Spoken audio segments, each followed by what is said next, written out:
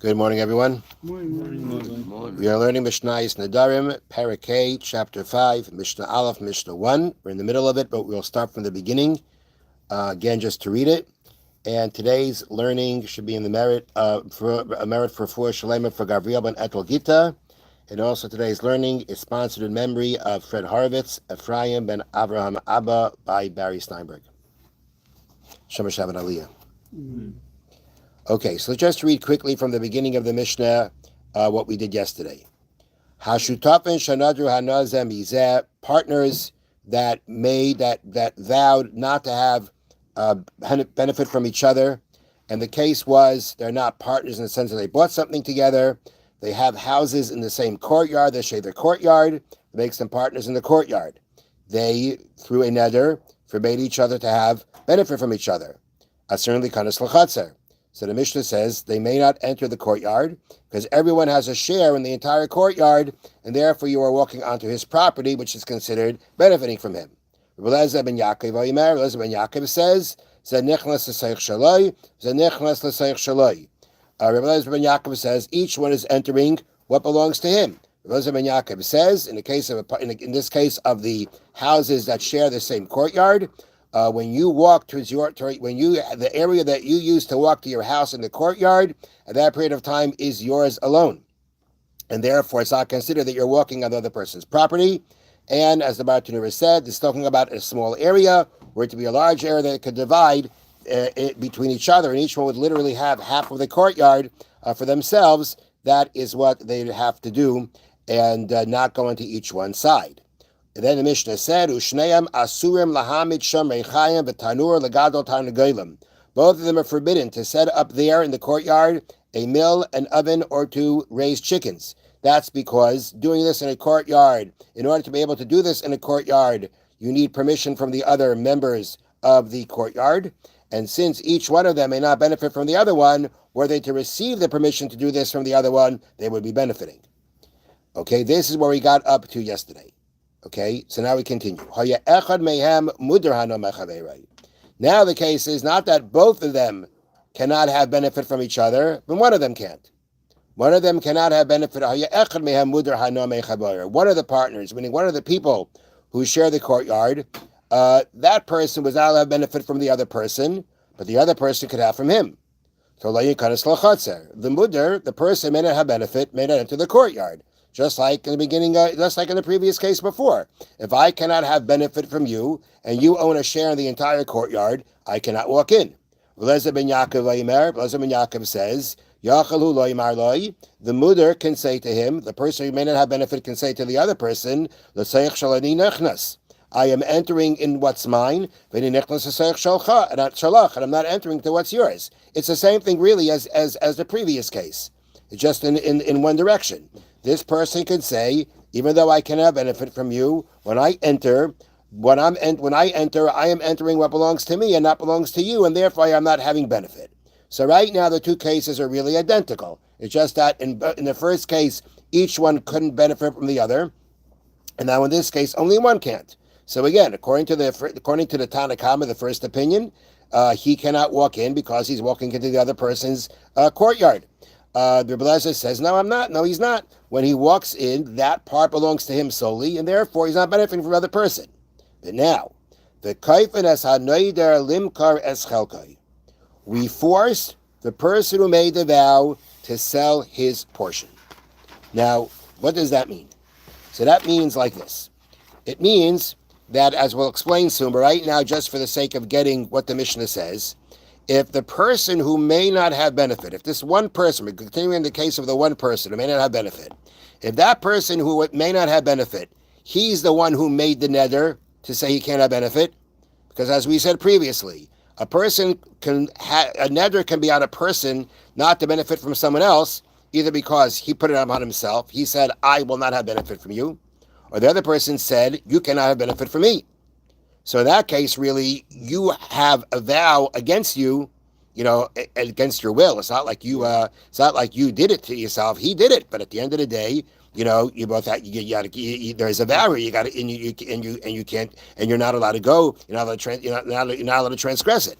Now, so the Mishnah is saying like this: In the situation where, again, there's one person here, and this one person cannot enter the courtyard, the Mishnah seems to be saying, we force that person who made the vow to forbid himself, we force him to sell his portion. We force him to sell his portion. Now the question is, why would we do that? Especially according to Eliezer ben Yaakov, who says that when I walk in, I'm walking into what's mine. Why should he have to sell his portion in the courtyard? And the answer is because we are afraid that although you have a neder that says you cannot benefit, he doesn't have a neder. He can do what he wants. And we're afraid that when you see him use the courtyard in a way that you can't, halachically, you're going to forget yourself and you're going to use it the same way. You're going to follow his lead. If he can use it, you're going to forget about the neder that was put on you, and you're going to say, oh, I can use it too. And that's a problem. And since that's a problem, therefore, we actually were so concerned about it that we force you, who may not have benefit from it, to actually sell your portion in the courtyard. How are you going to get to your house? I don't know. But you have to sell your portion of the courtyard. You've got to give up your rights in the courtyard. Mm-hmm. And by giving up all your rights in the courtyard, well, you're out of the whole picture. Since you're out of the whole picture, we're not concerned you're going to do it. Now, what we still needs is an explanation, is that number one, all right, so according to the Tanna Kama, the first opinion that says that this person may not even walk into the courtyard, all right, so it makes sense. If I see you walk into the courtyard, I may walk into the courtyard.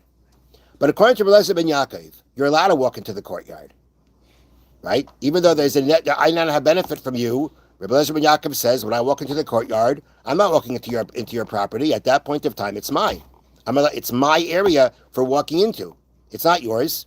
And therefore, I'm allowed to do that. So what are we concerned about, according to Eliezer ben Yaakov, that if we see you do something, that if you see him do something, you may do something, and because of that, we're forcing you to give up your rights to the courtyard. What's the case according to Eliezer ben Yaakov? You're allowed to walk in.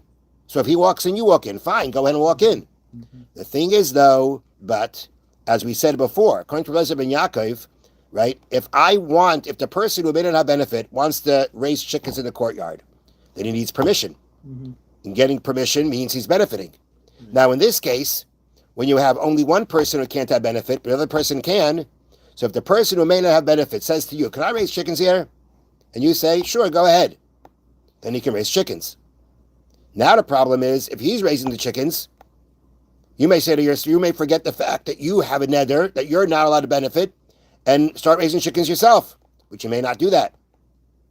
So according to Eliezer ben Yaakov, it seems to be a more narrower case, that we say that we're at least in a more narrow case, or a more narrower case of concern, of where if the other person will have permission to do something that you may not do, even according to Eliezer ben Yaakov, which is to get permission to raise chickens, if you give him the permission, we're afraid you're going to do the same thing that he does. You're going to think, if he does it, I can do it.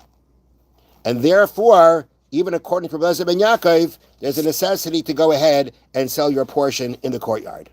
Now, the thing is like this. As Bartanura points out, we will only force you to sell your portion because of this concern if you made the neder. You made the neder. You are the one who said that you cannot have benefit from this guy. So you created the whole situation here that leads to this concern that because of that we say you got to sell the field. But let's say the other guy made it on you. He said you may not have benefit from me.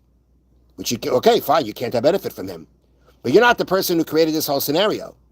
So to now say he forced you into a situation that because of that situation that he forced you into, now you have to go in and sell your field because maybe you're going to mess up, that we don't do. Another reason we don't do that is because if it would work, that if he would make the vow against you that you can have benefit, if that would work, that you'd be forced to sell your part of the field, then guess what? He may decide, I'd like this whole courtyard for myself without him. I'll make a neder on him that he cannot benefit from me, and that'll force him to go ahead and sell the field, and I'll have it all for myself. And therefore, in a situation where the other person made the neder against you, he caused it, you cannot benefit, then we're not going to say that we force you to sell your portion of the field because of the concern that when you see him do things, you may do things. One last thing, and that is that this idea of forcing the other guy to sell his portion is only in the situation where one person may not have the benefit. In the case where both cannot have the benefit, then there's nothing like, oh, you're doing this, I'm doing this. We both can't do it. And therefore, there's no concern that you'll see the other guy doing something to lead you to do it. And therefore, there is no issue of being forced to sell the portion in the case where both made the vow against the other one. The only thing that we did say that they could be forced into is to actually divide the field between themselves. Not the field, to divide the courtyard amongst themselves in a way that each one owns a specific area of the courtyard so that they don't have to run into any problems of transgressing, of going onto the other person's property, or to rely on this idea that what I use becomes mine for that time. Have a wonderful day. Thank you, Rabbi. Thank you, Rabbi. So what is